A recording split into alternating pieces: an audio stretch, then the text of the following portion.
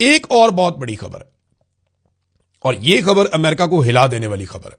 खबर यह है कि किम जोंग उन, यह अमेरिका के लिए खौफ की अलामत है। लोग इसको दहशतगर्द के तौर पे देखते हैं, लेकिन इसने कोई भी आलमी जंग शुरू नहीं की।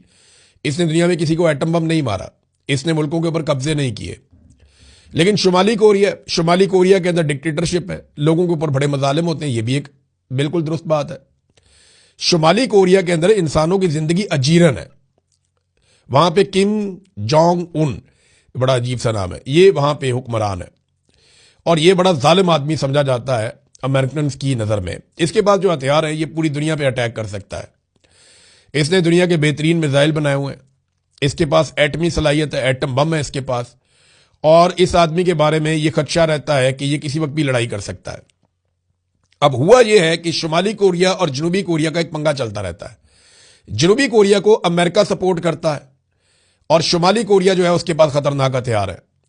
जनूबी कोरिया के साथ आगे जापान भी है, और जापान को भी अमेरिका सपोर्ट करता है, ताकि शुमाली कोरिया से बचाया जा सके इन दोनों मुल्कों को।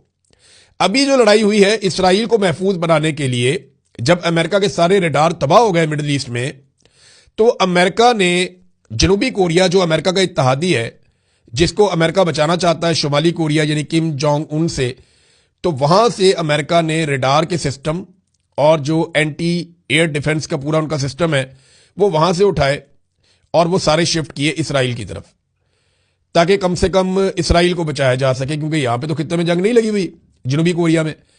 लेकिन जैसे ही अमेरिका ने यहां से हथियार हटाए तो जनूबी कोरिया खतरे में आ गया। शुमाली कोरिया ने 10 मिसाइल दाग दिए हैं। अब यह मैं आपको बता रहा हूं कि अभी उन्होंने किसी चीज को निशाना नहीं बनाया, लेकिन 10 मिसाइल उन्होंने फेंके हैं जनूबी कोरिया के समंदर में, और यह एक वार्निंग शॉट था कि हम यहां मौजूद हैं। उन्होंने चेक किया कि आपका एयर डिफेंस सिस्टम काम कर रहा है या नहीं कर रहा, क्योंकि एयर डिफेंस सिस्टम तो उठाकर ले गए इसराइल में अमेरिकन।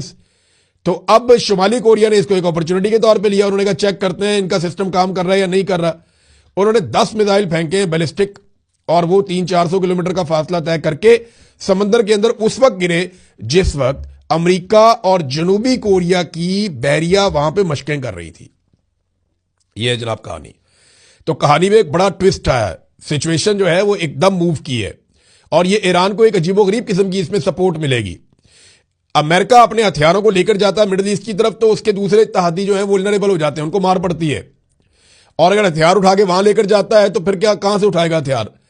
अमेरिका को हथियारों की कमी का सामना करना पड़ रहा है। अब अपनी हिफाजत के लिए जो अमेरिका में उसने हथियार रखे हैं वो निकालेगा बाहर, तो ये एक नई सिचुएशन